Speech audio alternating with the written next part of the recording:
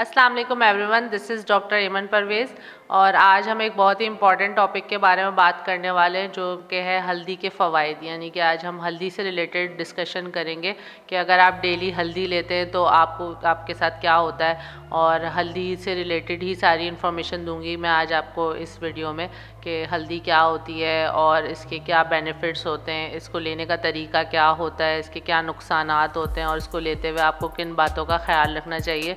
सो इस एतबार से आज की वीडियो काफ़ी इन्फॉर्मेटिव होगी, सो स्टे ट्यून्ड। तो स्टार्ट करते हैं कि हल्दी क्या होती है। हल्दी जो है वो एक स्पाइस होती है जो कि जिंजर की फैमिली से बिलोंग करती है, यानी अदरक की फैमिली से बिलोंग करती है। और हल्दी जो है बहुत सदियों से इस्तेमाल हो रही है अपने मेडिसिनल प्रॉपर्टीज़ की वजह से। इसको काफ़ी अरसे से जो है वो लोग इस्तेमाल करते हैं डिफरेंट मेडिसिनल पर्पसेस के लिए।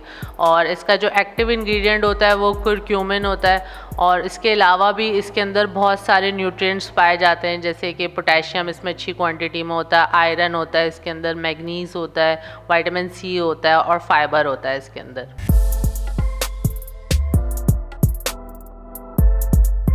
तो अब बात कर लेते हैं कि हल्दी के क्या फ़ायदे होते हैं। हल्दी के बहुत ज़्यादा फ़ायदे होते हैं, जिसमें सबसे ज़्यादा जो कॉमन होता है वो ये है कि हल्दी एक बहुत अच्छी एंटी इन्फ्लेमेटरी एजेंट होती है, यानी कि हमारे जिस्म से जो है वो सोजिश और दर्द को ख़त्म करने की सलाहियत रखती है। तो ये ख़ास तौर पे जो है बहुत किस्म के दर्द में इस्तेमाल होती है, जैसे कि ऑस्टियो आर्थराइटिस में यूज़ हो रही होती है, तो उसके लिए काफ़ी बेनिफिशियल भी होती है। और अगर आप इसको काली मिर्च के साथ इस्तेमाल करें तो इसकी एब्जॉर्प्शन जो है वो और अच्छी हो जाती है।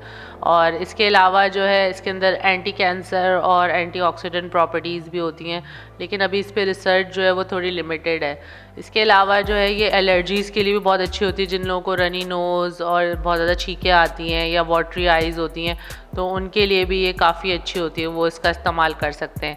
इसके अंदर एंटी डिप्रेसेंट क्वालिटीज़ भी होती हैं, डिप्रेशन के लिए भी बहुत अच्छी होती है और बहुत बेनिफिशियल होती है। और उसके अलावा कोलेस्ट्रॉल कम करने में भी काफ़ी बेनिफिशियल होती है। तो ये इसके जो है काफ़ी ज़्यादा जो कॉमन यूजेस हैं। उसके अलावा जो है ये डायबिटीज़ के में भी कुछ इसके फ़ायदे जो हैं वो ऑब्ज़र्व किए गए हैं, लेकिन उस पर भी अभी रिसर्चेस जो हैं वो लिमिटेड हैं। तो उसके अलावा जो है ये नॉर्मल कंडीशंस में हमारे और ओवरऑल स्किन के लिए जो है वो बहुत ज़्यादा बेनिफिशियल होती है, क्योंकि इसके अंदर जो है वो एंटीसेप्टिक और एंटीबैक्टीरियल प्रॉपर्टीज़ भी होती हैं। तो ये जो है इसके कुछ कॉमन जो है वो बेनिफिट्स हैं। तो अब बात कर लेते हैं कि आपको हल्दी जो है वो कितनी क्वांटिटी में लेनी चाहिए, और अगर आप इसको डेली लेते हैं तो क्या ये सेफ़ है।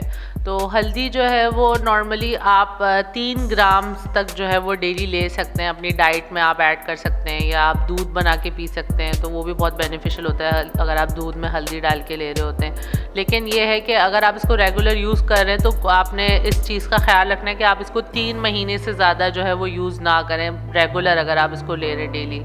तो ये इसकी कुछ प्रिकॉशंस हैं।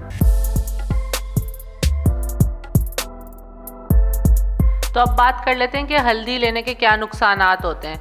हल्दी वैसे तो काफ़ी सेफ़ होती है, लेकिन कभी कभार ये कि अगर कोई इसका बहुत ज़्यादा एक्सेसिव इस्तेमाल कर ले तो उनको नौजिया हो सकता है, स्टमक अपसेट हो सकता है, डायरिया हो सकता है, या उनको चक्कर आ सकते हैं।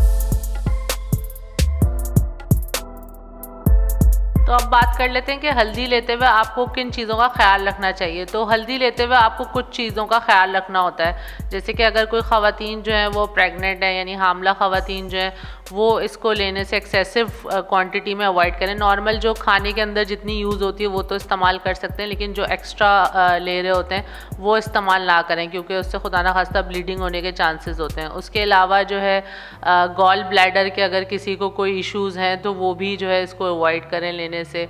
और अगर किसी को ब्लीडिंग डिसऑर्डर्स हैं, बहुत ज़्यादा कोई ब्लीडिंग इश्यूज़ हैं, तो वो भी जो है इसको अवॉइड करें, या कोई ऐसी मेडिसिन लेते हैं ब्लीडिंग से रिलेटेड तो वो इसको डॉक्टर से बिल्कुल पहले मशवरा करें फिर जो है वो इस्तेमाल करें। उसके अलावा अगर किसी को जो है वो हार्मोन रिलेटेड कोई इश्यूज़ हैं, जैसे ख़ास तौर पे फीमेल्स को अगर फिब्रॉइड्स हैं, एंडोमेट्रियोसिस है या ओवेरियन कैंसर वगैरह है, तो वो भी जो है वो हल्दी के इस्तेमाल को अवॉइड करें।